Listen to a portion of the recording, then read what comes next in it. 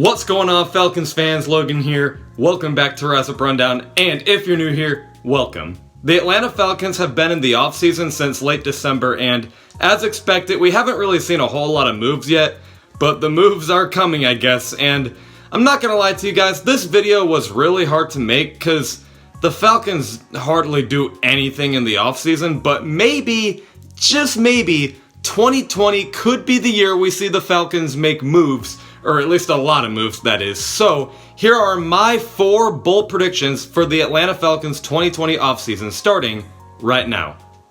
The first bold prediction is Vic Beasley, Austin Hooper, and Devonta Freeman will no longer be a Falcon.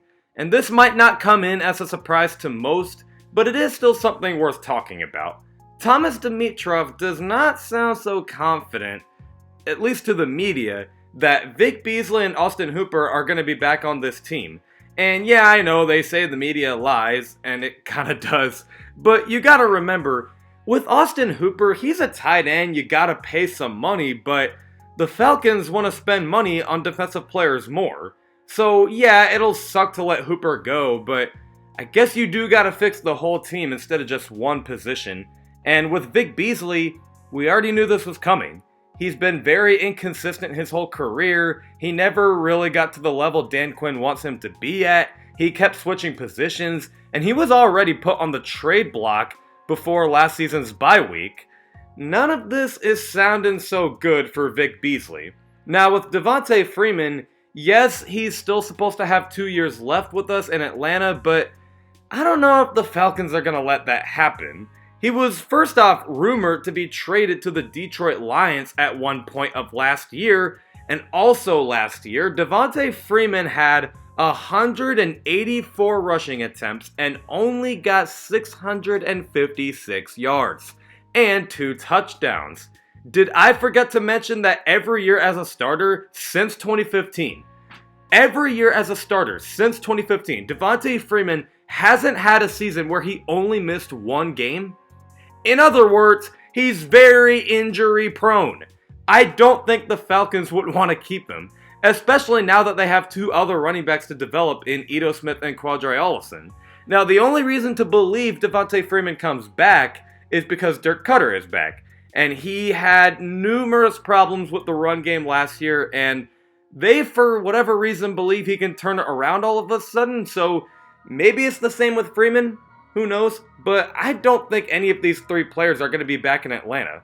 The second bold prediction, and get ready for this one, the Falcons will trade up to grab an elite pass rusher. I honestly don't think this is too crazy to think. This is the same team that traded up just to get the best wide receiver in the game. And his name is Julio Jones, by the way. And the Falcons even found a way to get 2 first-round picks in last year's draft. They really wanted to improve the O-line, and though it does still need help, the 2 players they grabbed ended up being pretty solid so far.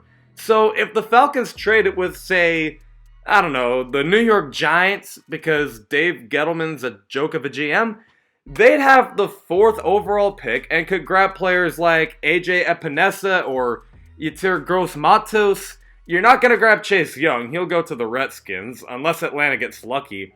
Now, thinking about it twice, this move probably won't happen, but at the same time, maybe last year was a wake-up call for Dan Quinn. Dan Quinn has a lot to prove in 2020, so why not start out by being aggressive to get what he wants? The third bold prediction is Foye Oluokun will get the starting role at linebacker. I don't think Devondre Campbell will be back next year, so why not have Foye Oluokun take over? I've always been a big Foye Oluokun truther, to be honest with you, and I thought it was crazy that he barely got to play last year. They had Devondre Campbell start over him, and yes, he did improve in the second half of the year, but you gotta release him, man. He's just not gonna cut it. I don't think the Falcons are dumb enough to draft Foye Oluokun and just never use him, so I think they'll give him a big opportunity to prove himself in 2020, even though I do maybe think the Falcons would draft a linebacker in the later rounds of the draft, or even grab one in free agency, I still think Oluokun will get the starting spot next to Deion Jones. And the 4th bold prediction is the new uniforms will add in gold colors. And this is not just because of Atlanta United. but even the Atlanta Hawks added some gold to them not too long ago. I'm getting that feeling that Atlanta really loves gold, and Arthur Blank wants the new uniforms to represent Atlanta well. Now, I do still think the Falcons will mostly have red and black, but just a little bit of gold might be added. Atlanta Braves, I guess you're next. But that's actually all I got for you guys. I hope you guys agree with all my takes. Let me know what you guys think in the comment section below. And if you have any bold predictions for the Falcons offseason in 2020, let me know. And I will make a video for you guys this Tuesday at 11 o'clock a.m. Eastern. As always, rise up.